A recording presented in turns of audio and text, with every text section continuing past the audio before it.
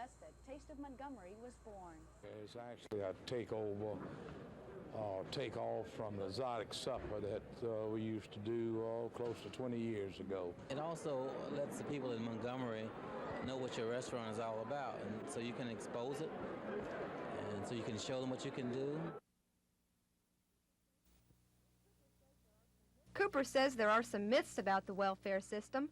One is that recipients stay on it all their lives. But Cooper says the average length of stay on welfare is only 2 to 3 years.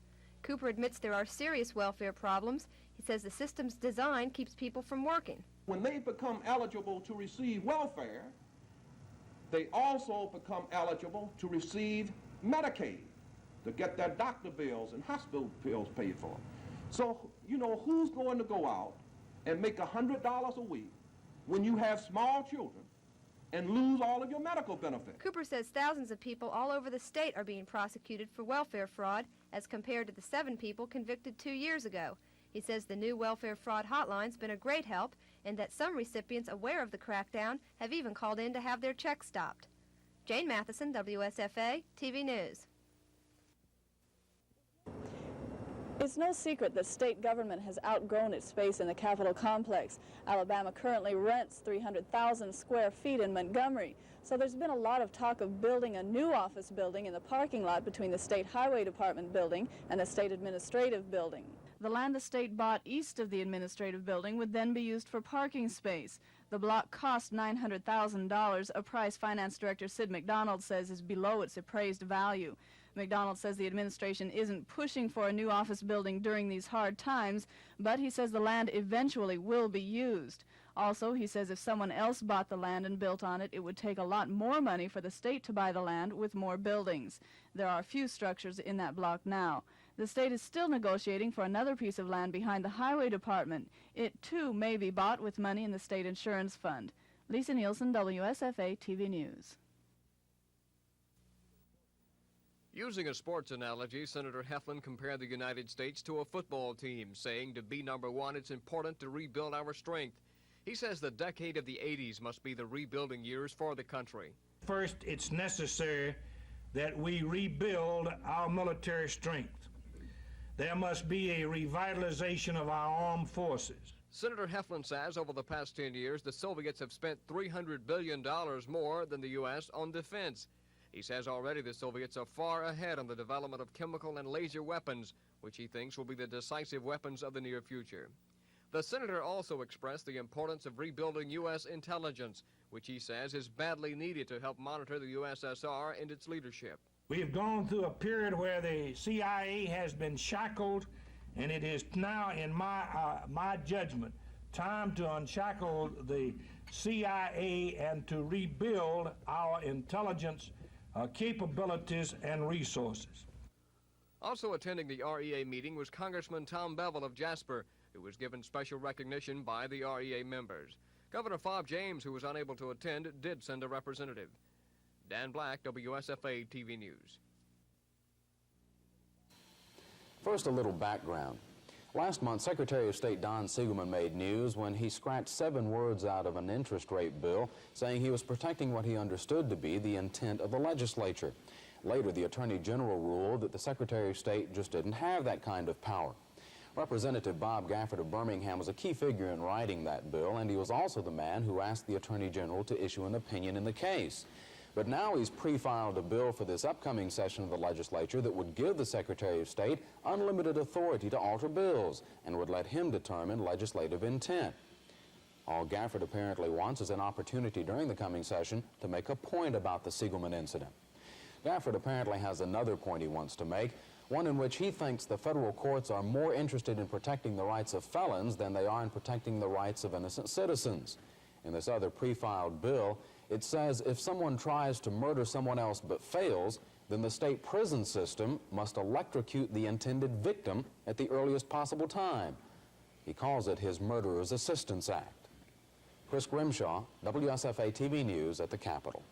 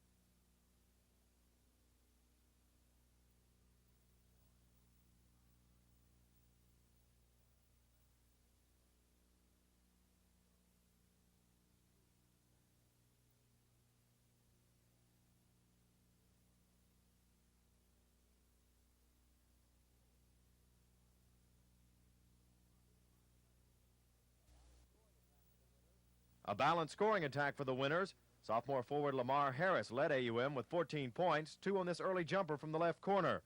The Senators ran up as much as a 13-point lead early on behind Harris and point guard Michael Thomas. The 5'9 sophomore ran the AUM fast break to perfection. If he wasn't passing for 2, Thomas was laying it in himself. Senior forward Carl Gallup had 9 points in only 10 minutes of play. Gallup helped AUM carry a 10-point lead into the dressing room after shooting a crisp 71% from the field in the first half. The Senators' big man, Glenn Ferguson, brought the crowd to its feet with a slam dunk just before intermission. AUM ran off the first 8 points of the second half, and the Senators were never headed. 6'3 guard Charles Simpkins came off the bench to hit a couple of quick ones from outside. He and freshman Tony Bell led the Senators' second half effort that only made it official. AUM 78, Athens State 48. Bell with 7 points in the second half. Everybody played for AUM. Dave Cody, WSFA TV Sports.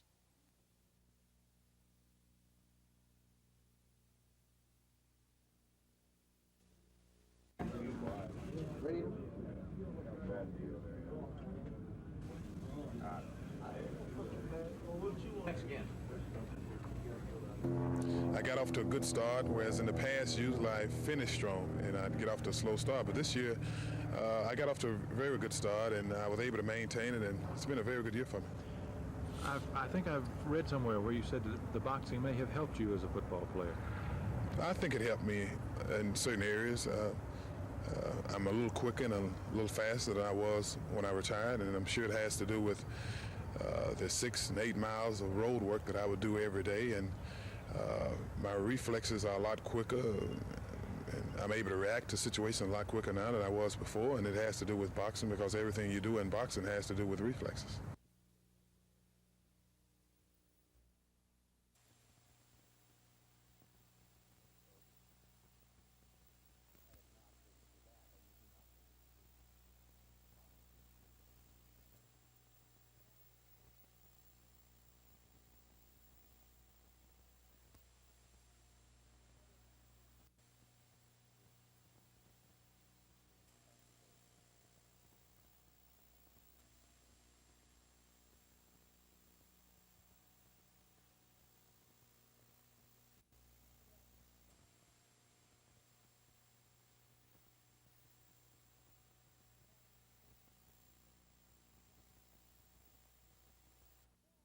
one. There are about 8,500 support personnel workers. Nearly 400 delegates addressed several resolutions which they say they want AEA to further study and present to the legislature. At the top of the list is job security, which members say they don't have. Representatives say ESPO workers can be fired without protection of tenure, and workers aren't guaranteed due process before being dismissed. AEA Associate Executive Secretary Joe Reed says something must be done for the workers. You ought to lay it down to the school board of the state of Alabama. Said no pay, no work. I say the biggest mistake that folks in education made, teachers included, was when they went out started working for little or nothing. Because once you got started working for a little or nothing, they want to keep you working for a little or nothing. ESPO delegates say they also want minimum wages and salary increases for support employees, and they say they want personal leave for their school workers just like the teachers are entitled to. Governor James was invited to address the group but was unable to attend. That drew disappointment from ESPO members who were hoping to hear recommendations from the governor in their behalf. Kim Davis, WSFA TV News. Southwind Drum and Bugle Corps owes its beginning to 6 Lee High School students who decided to start a Montgomery-based organization. Young adults aging from 14 to 21 will gather in Montgomery on weekends to prepare for the big show. The complete drum corps show within the competitive rules is an 11.5 to 13-minute show consisting of showcasing all the different units within the corps. In other words, the color guard, drum line during the drum feature. The horn line, of course, plays just about throughout the show. And you have basically an off the line, in other words, an entrance number, a drum solo, a production number, a concert number, and an exit or a finale. In the beginning, corps members are separated into drum line, color guard, and horn line groups. The instructors are former drum corps members who are too old to compete. It's called aging out when they hit 21, and they have reached that age and decided they want to stay in drum corps and have therefore become our consultants. The corps will tour Alabama and parts of the U.S. this summer. Then they'll go to the World Championships in Montreal. Jane Matheson, WSFA TV News. And when the full realization hits you that that thing was designed to impound an entire nation, or when you go to the little towns around on the line, that same fence is around them. It's you almost got to see it to feel the effect of it. I'd heard about it, I'd read about it, but I'd never stood right here and looked at a guard 50 yards away and have seen it before. And it should be a warning always that that in East Germany they're imprisoned. Period. It's nothing else can be said about that.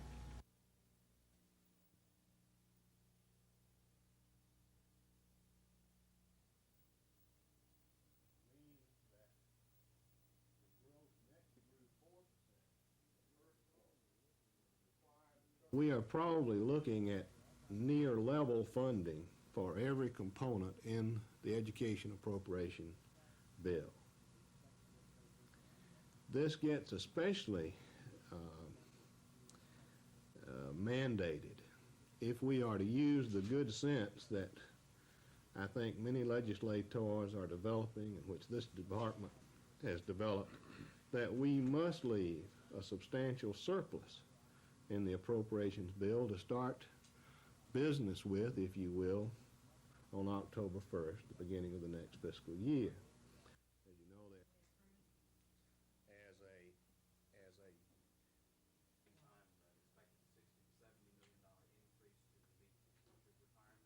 The $1,262,000. We only collected the $1,201,000. Then this year we other economic activities that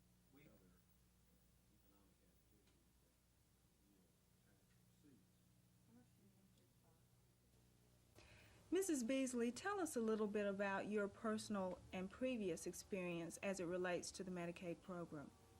Prior to coming to the commissioner's office, I was Deputy Commissioner for Fiscal Affairs with the Medicaid program, and this involved not only your fiscal aspect and your budgeting, but support services such as legal services and personnel and fiscal agent liaison and that type function.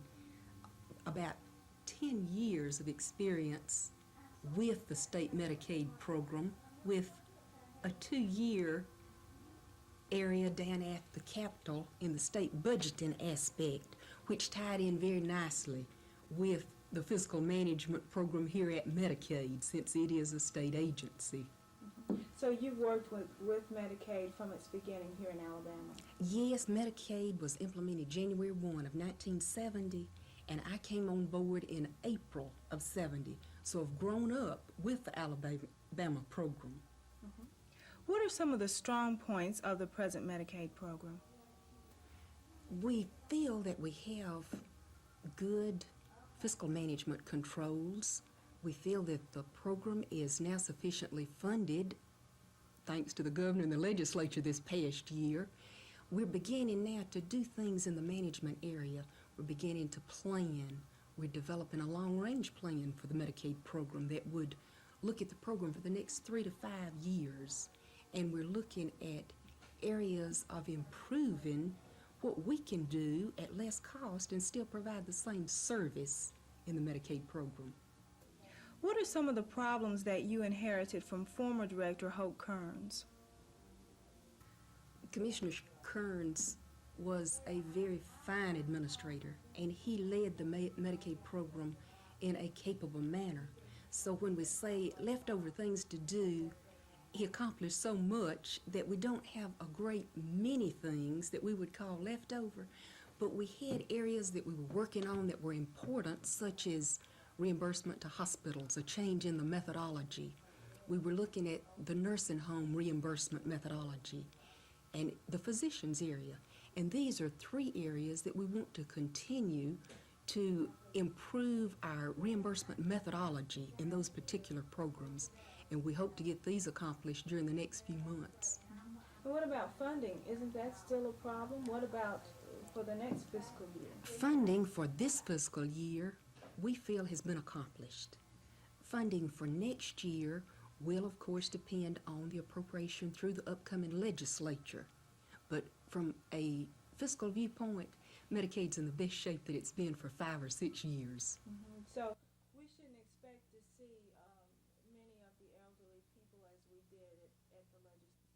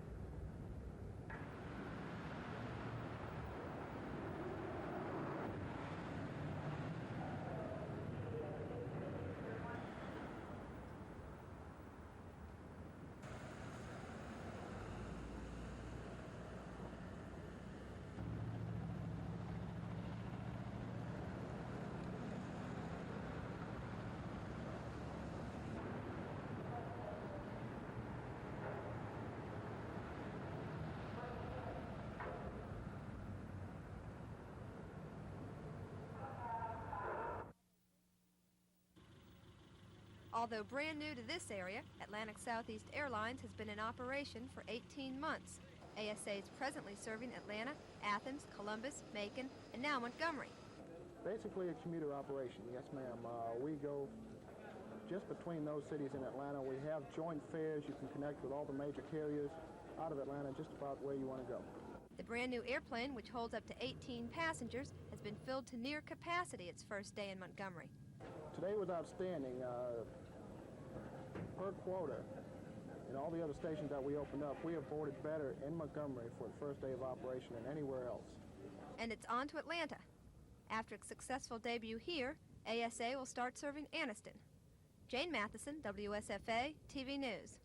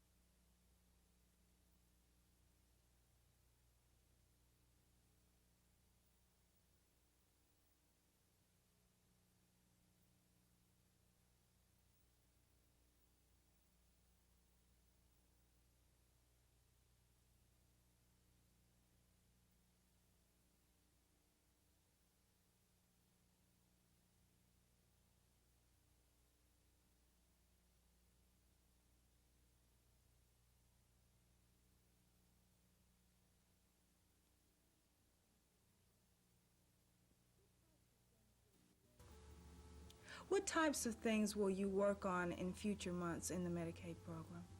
I think the emphasis will be in two areas during the upcoming months. One, you're going to be seeing a lot about fraud and abuse.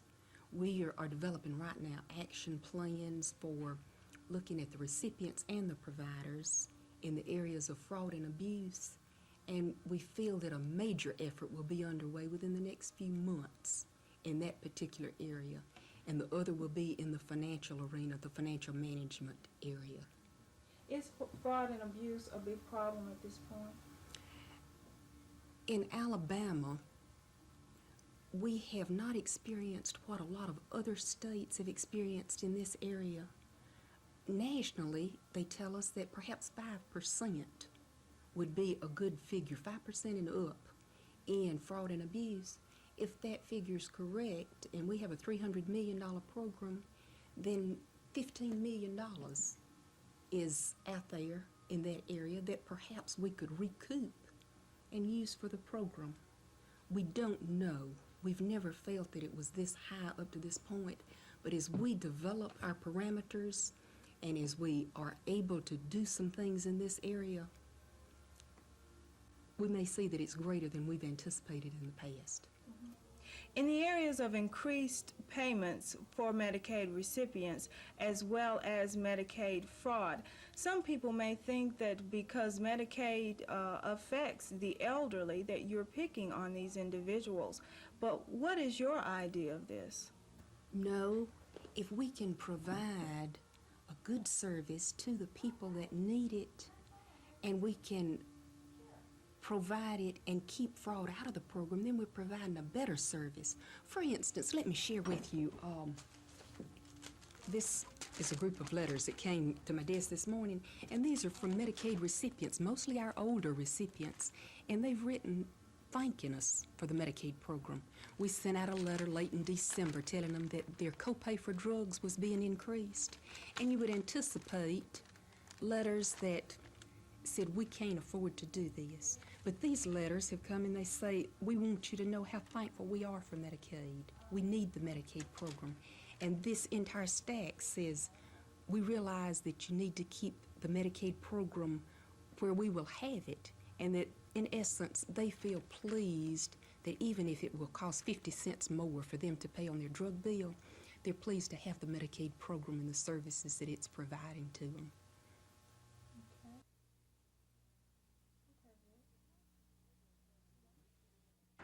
The Tallapoosa River is where Montgomery's city limits end and Elmore County's begin.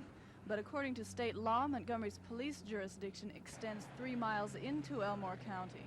That means Montgomery can collect taxes and enforce building codes in those parts of Elmore County where the police jurisdiction crosses the county line. Elmore County residents call the law taxation without representation. Montgomery's Mayor Emery Falmer has said he doesn't plan to enforce that law, but residents still say they're worried. They say Falmer won't be mayor forever, so they want the law changed. Representative Jack Venable plans to file a bill that says if a city's boundaries don't extend into Elmore County, then the city can't exercise any of its powers in that county. A similar bill died last session, but that bill would have affected the entire state. No one in the meeting opposed the bill, and Senator Don Harrison says this year it ought to sail on through the legislature. Lisa Nielsen, WSFA TV News. 5 years, the state has been working on changes in its corporate laws, trying to attract bigger business. But Siegelman says the corporate law passed by the last legislature only created a mess. Siegelman says the law didn't increase his corporate division staff to handle the 45,000 new annual reports now required by law.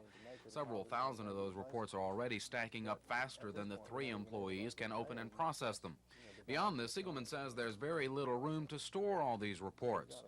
As to the information in the reports, Siegelman says it can be quickly outdated as corporations merge or change names, and the new law doesn't have any provisions for these changes to be reported to the Secretary of State. Siegelman says this outdated information could be embarrassing to the state. What's so ironic is that we're trying as best we can in Alabama to present a better image to those people outside of the state and even internationally. The governor just made a recent trip, and we're trying to promote the idea that Alabama is fertile ground for good business. Siegelman says he's caught the governor's ear and has been promised some help, but the long-term concern Siegelman has is the legislature's view of the problem and whether it will pass what he considers to be the needed changes to make the law work for and not against Alabama's industrial growth. Chris Grimshaw, WSFA TV News.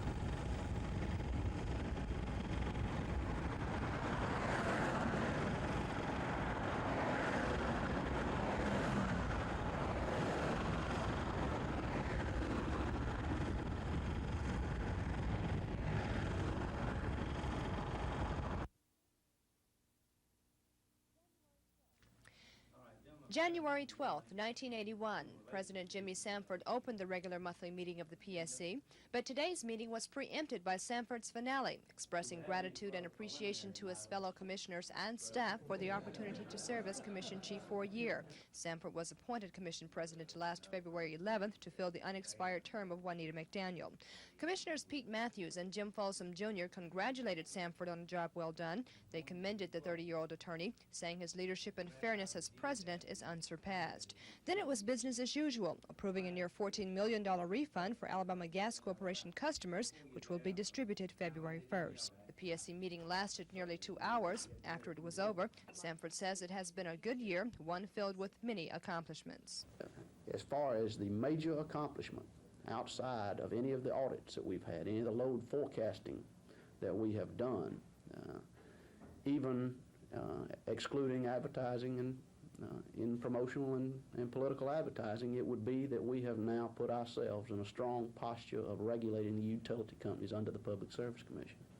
The Opelika, Alabama native's last official day is January 19th. He joins Governor James's staff the next day as his legal advisor. Sanford says he's looking forward to his new position, although he says it won't give him a lot of leisure time to enjoy playing dominoes, golf, and racquetball. Kim Davis, WSFA TV News.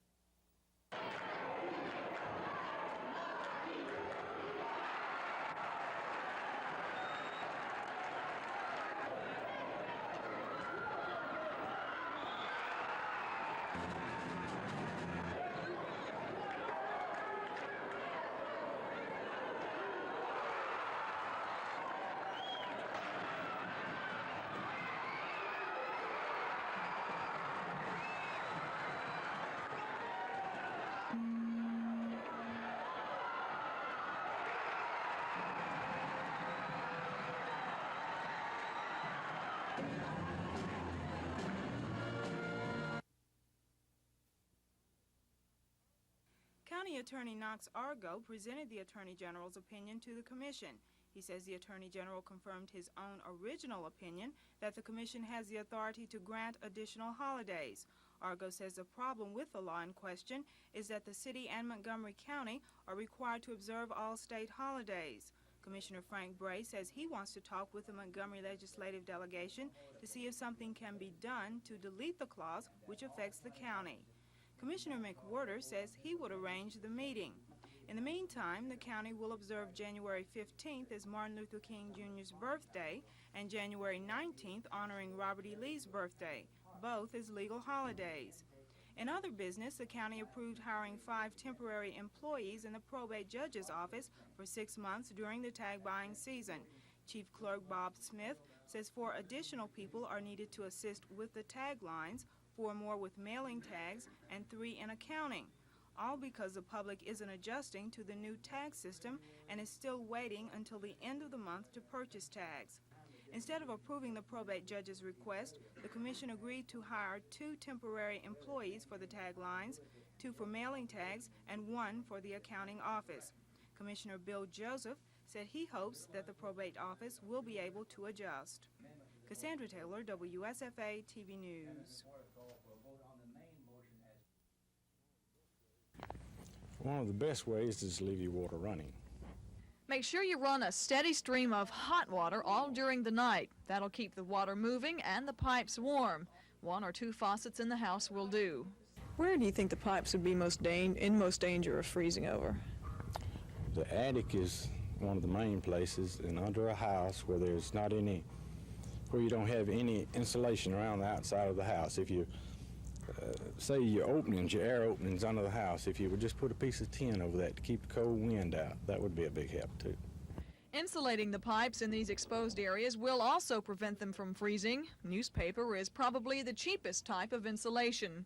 Another tip, always leave some kind of heat in areas where pipes are exposed, like on the back porch where you may have a washing machine.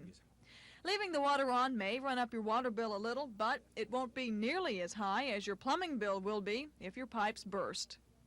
Gina Gregory, WSFA TV News. Cheryl Pruitt was 11 years old when she was severely injured in an automobile accident. That near-fatal collision left Cheryl with her left leg 2 inches shorter than her right, a cracked back, and 100 stitches in her face. But Cheryl says her faith in God helped her beat the odds and the doctor's prediction that she'd never walk again. But the 23-year-old Ackerman, Mississippi native took a very memorable walk a year and a half ago when she was crowned Miss America 1980. She says today's Miss America pageant centers more on talent and scholastic ability than beauty. Miss Pruitt says her reign as queen took her traveling around the world, visiting several countries, but she says there's no place like home in America. The former queen says if she had the chance to enter the pageant again, she would. It's just become the most wonderful thing that could ever be of my ministry, and opening doors for me to reach other people and to share love with them. And it's just a good pageant. I just believe in what it's doing for young women. I believe in the careers that it's offering them and the educational possibilities that it offers them monetarily. And it's very good discipline, too, entering the pageant. I don't think I've ever been in better shape than when I was involved in the pageant itself, because I worked all the time to be the best that I could be in every way, in mind and in body and in every other way. Kim Davis, WSFA TV News. The purpose of Up With People is to provide the students with an opportunity to travel around the world, to learn about different cultures and different peoples, and to talk and learn about the issues that concern the world. We do that through our 2-hour musical presentation, the Up With People show. The students travel in Up With People for 1 year. We have currently 500 students traveling with us in 5 different groups.